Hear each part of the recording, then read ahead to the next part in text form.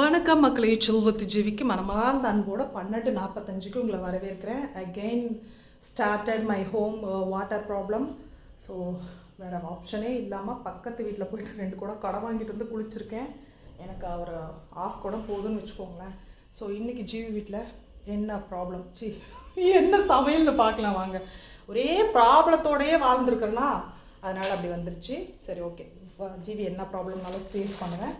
வாங்க வாங்க வாங்க. 18/2/2025 ஒரு முட்டை காலி ஆயிடுச்சு. ஸோ இன்றைக்கி ஜிவி நல்லா வெளுத்து கட்டியாச்சு. அது இல்லாமல் வேறு கொடைக்கானல் சாக்லேட் உள்ளே போயிடுச்சு. அது இல்லாமல் கேக்கு சில விஷயங்கள் உள்ளே போயிடுச்சு. அதுக்கு இல்லாமல் ஸ்வீட்ஸ் கொஞ்சம் உள்ளே போயிடுச்சு. உமா ஏதோ ஒரு ஸ்வீட் கொண்டு வந்தா, இந்த உமா நம்ம வீட்டுக்கு ஒரு வேலை அந்த உமா அது ஏதோ ஒரு ஸ்வீட் இவ்வளோ கொடுத்து ஃபுல்லாக தின்னு வாயிருக்காமல் தின்னு பல்லு வலி எடுத்துருச்சு. அடித்து இனிமேல் 3 பேர்ட்டி சொல்லி வச்சுட்டேன், இனிமேல் தப்பி தவறி கூட ஸ்வீட் என்கிட்ட வரக்கூடாதுன்னு. நான் கொஞ்சம் அப்படி டயட்டில் இருக்க போகிறேன் அப்படின்னா இது எத்தனை நாளைக்கு எனக்கு தெரியாது. ஸோ நேற்றே மாவரைச்சாச்சு எல்லாமே சேர்த்து. ஆக்சுவலாக உளுத்தங்கஞ்சிக்கு தான் நான் பிளான் பண்ணேன். உளுத்தங்கஞ்சிலையும் நம்ம வெல்லம் போட்டு நெய் எல்லாம் ஊற்றி கொஞ்சம் கொலஸ்ட்ராலை ஜாஸ்தி பண்ணிப்போம். ஏன்னா ஒரு வாரம் கண்ட்ரோல்டே இல்லை. ஸோ இனி கொஞ்சம் கண்ட்ரோல்டாக இருக்கணுன்றதுக்காக அதை அப்படியே மாவாக கன்வெர்ட் பண்ணிட்டேன்னு வச்சுக்கோங்களேன்.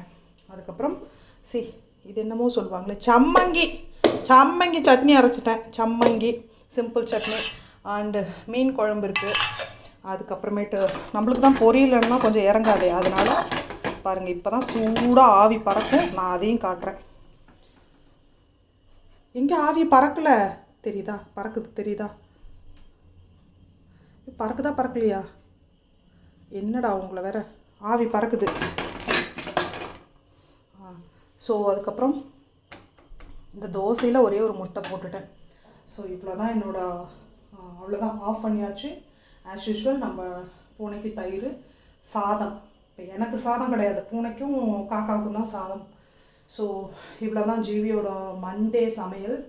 அடுப்பை விட்டு நான் வேலைக்கு ஓடுறேன். ஸோ நாளைக்கு என்ன விஷயன்றது நாளைக்கு பார்க்கலாம். பாய். அட்லீஸ்ட் ஒரு 3 நாள் வயிற்ற கட்டினா தான் ஒரு 3 நாள் ஜாலியாக சாப்பிட முடியும். ஓகே.